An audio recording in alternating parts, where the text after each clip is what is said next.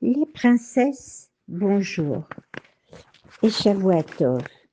Cette semaine, un parasha Tzav et Shabbat Agadol, le grand Shabbat, avec Bezrat Hashem, le troisième Bet Amikdash.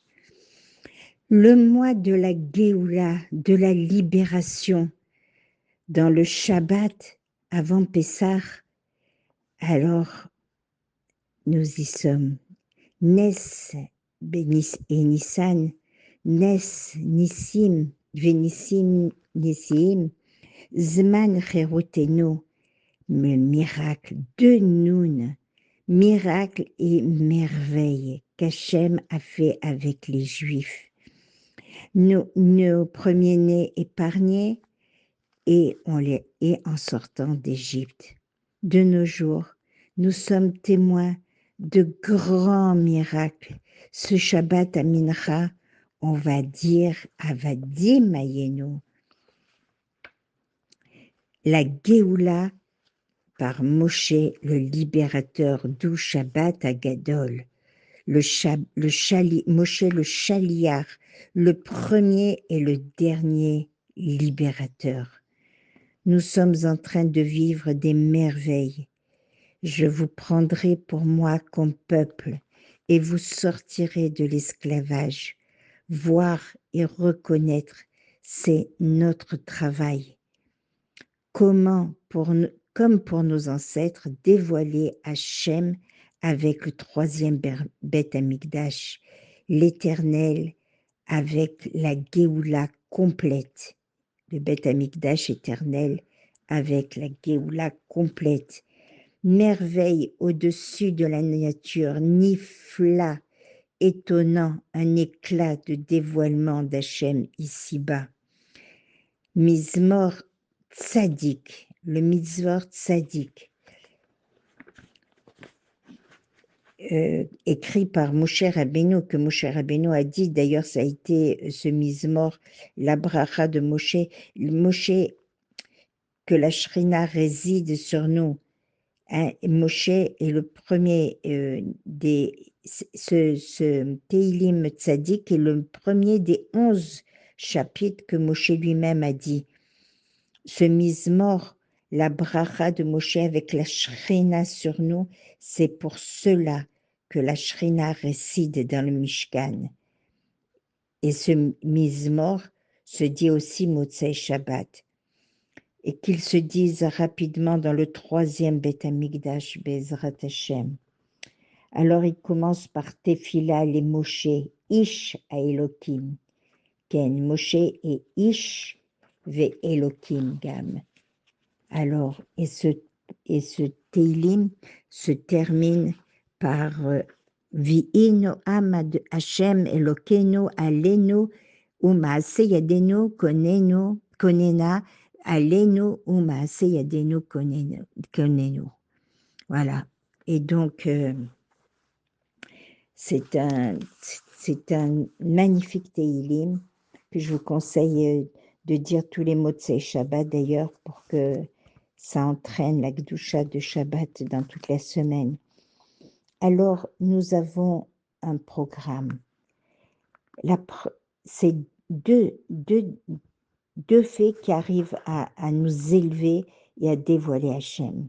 Le premier fait est de mettre une force spéciale au-dessus de toute, plus haute que ce qui est habituel, naturel, transformer notre monde afin qu'il devienne un Kéli pour le dévoilement d'Hachem, qui est un changement.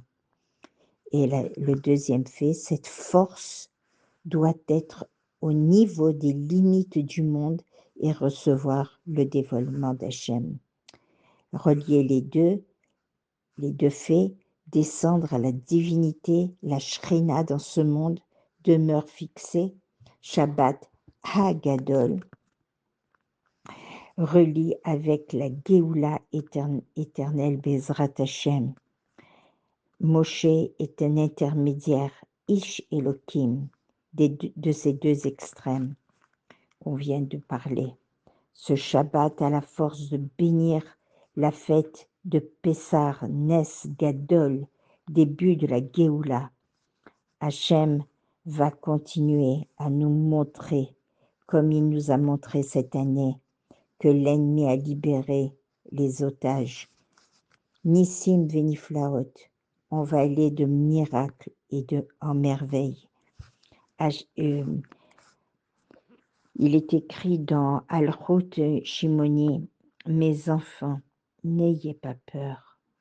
Le roi Mashiach se tient sur le toit du Beth Amikdash. Banaï Alti Yahiru. Igia Zman de notre Géoula et fait entendre aux Juifs.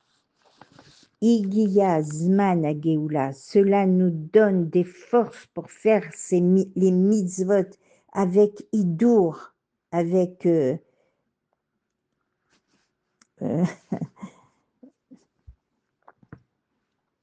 embellissement. Ce Tehilim, Moshe Lomet, donne la force à chaque juif, puisqu'on a un niveau de Moshe Rabbeinu dans chaque juif.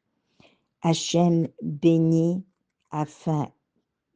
son peuple afin que tout ait ce qu'il faut pour la fête, le Seder ou les Sédarim, là où on est, avec Bracha, Tefila de Moshe, le Tzadik Moshe, Ish Elohim. L'essentiel, c'est que nous ayons de suite le 3e Beth Amikdash. Et maintenant, permettez-moi de vous raconter l'histoire que j'aime tant raconter à cette période. Ah, Akol et Tova, Hachem dirige nos pas. Alors, une femme âgée part de ce monde à quelques jours de Pessar, après s'être battue contre une grave maladie. Elle laisse une grande famille. Ses enfants, les uns mariés et les autres pas encore, à leur tête l'aînée, leur fille, Malka, ayant également une grande famille, fait remarquer à ses frères et sœurs que Pessar doit continuer à être une rencontre familiale au domicile de leur maman, à Kiryat Sefer. Tout le monde est d'accord. Mais qui va cuisiner à présent que maman n'est plus là? Moi, dit Malka, vous amenez le vin et les matzot, et moi les repas. Mais cela fait 35 personnes. Malka habite à Foula. Tôt le matin, son mari a pris la route pour tout arranger à Kiryat Sefer.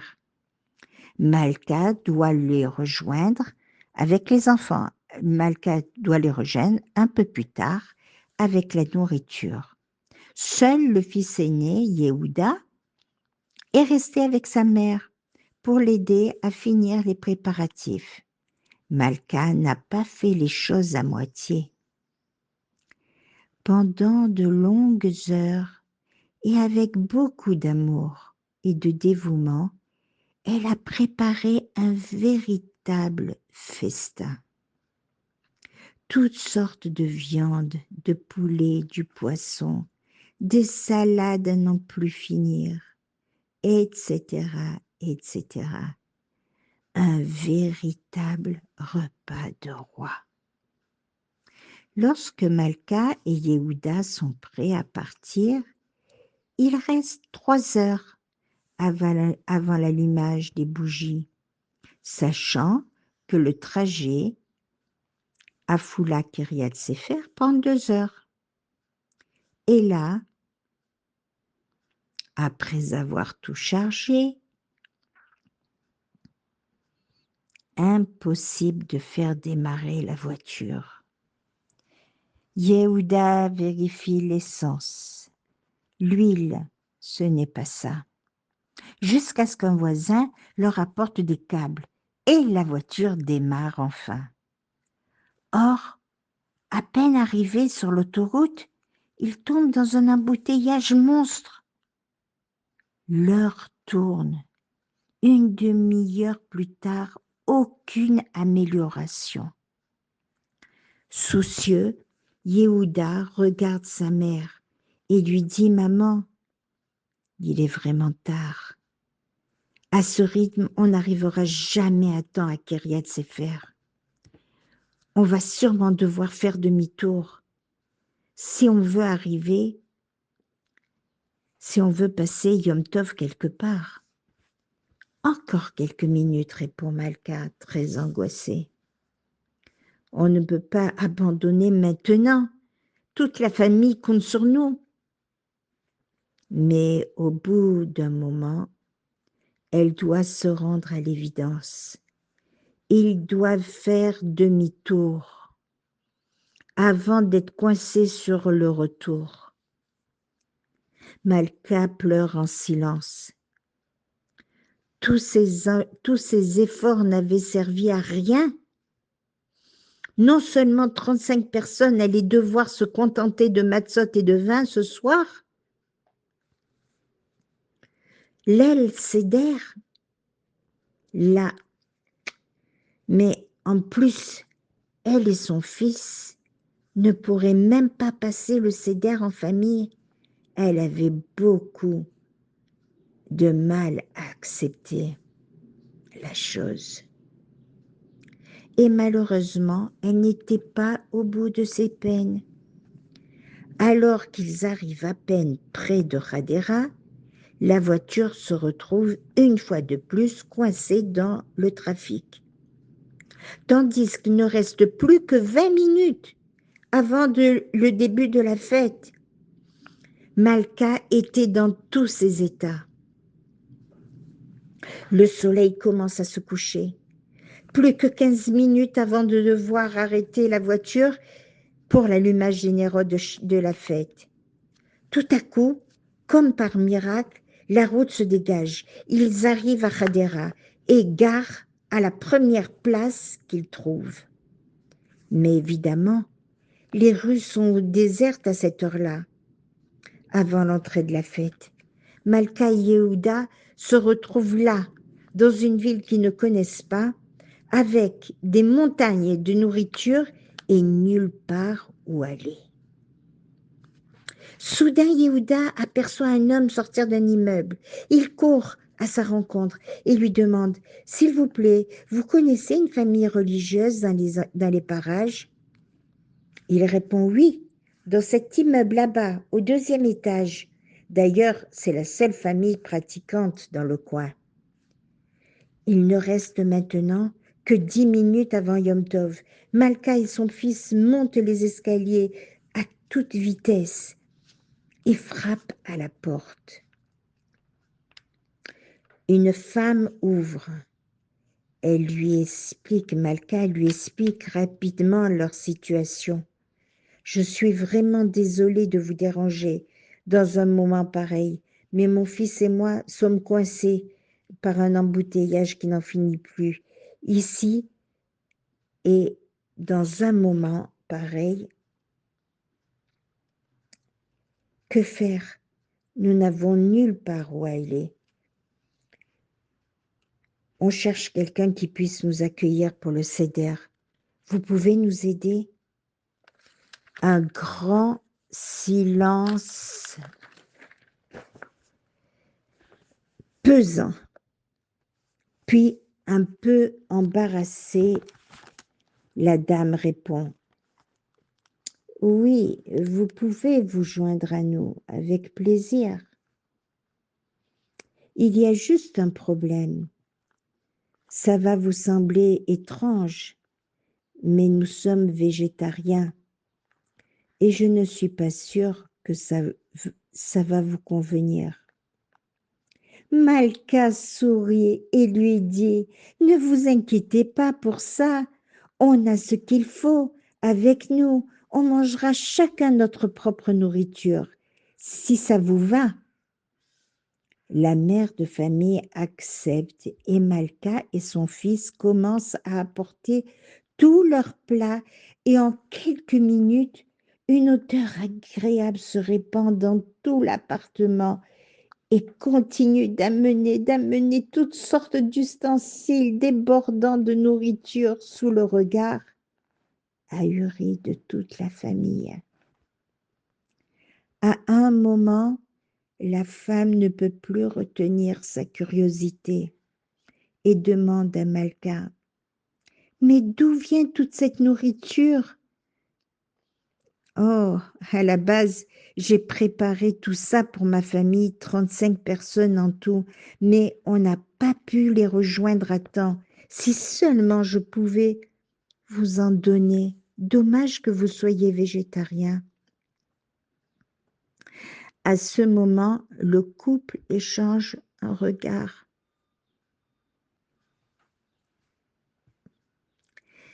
Et la mère demande à Malka si elle peut lui parler en privé. Elle lui avoue: on n'est pas vraiment végétarien. On est soudainement devenu pauvre, mais vraiment très pauvre. Et depuis, on a honte d'en parler ou de demander de l'aide. On ne mange plus de viande parce qu'on n'en a pas les moyens. À la place de cuisiner,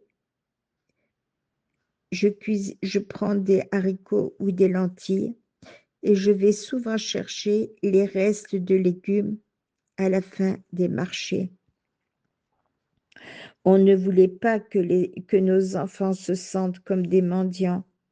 Alors on leur a dit qu'on avait choisi de devenir végétarien pour des raisons de santé.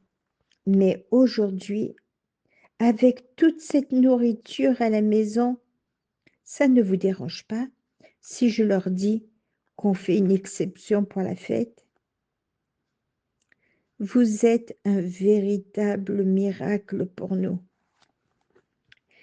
qui nous a été envoyé du ciel.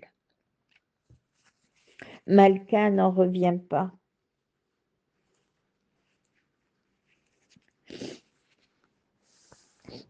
Il lui dit avec un grand sourire: vous n'avez pas idée à quel point il est important pour moi que quelqu'un profite de ma nourriture. J'étais brisée quand j'ai compris et maintenant je sais qu'Hachem a fait en sorte qu'on arrive ici pour que vous aussi passiez un seder digne de ce nom.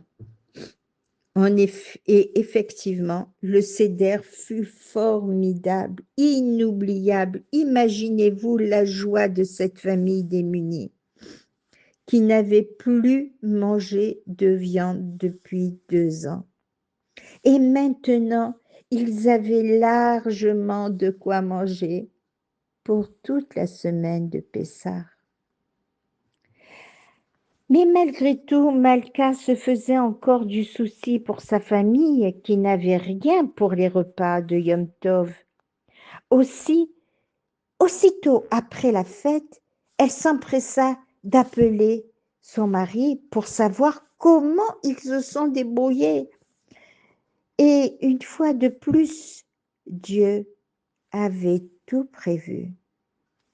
Kiryat Sefer est une petite ville et tout le monde a entendu parler de ces 35 personnes privées de nourriture. Au dernier moment, des dizaines de gens leur ont envoyé tout ce qu'ils pouvaient et de la viande, du poulet, des fruits. Et eux aussi ont passé un merveilleux seder. Hachem n'oublie jamais personne. C'était sa mission à Malka et à Yehuda. Là où nous amènent nos pas, on a quelque chose à faire. Notre shlichut, quel amour du peuple juif pour son prochain et surtout Quelle magnifique providence divine! Alors nous, remercions Hachem pour ce qu'on a et n'oublions pas nos frères démunis. Je vous embrasse.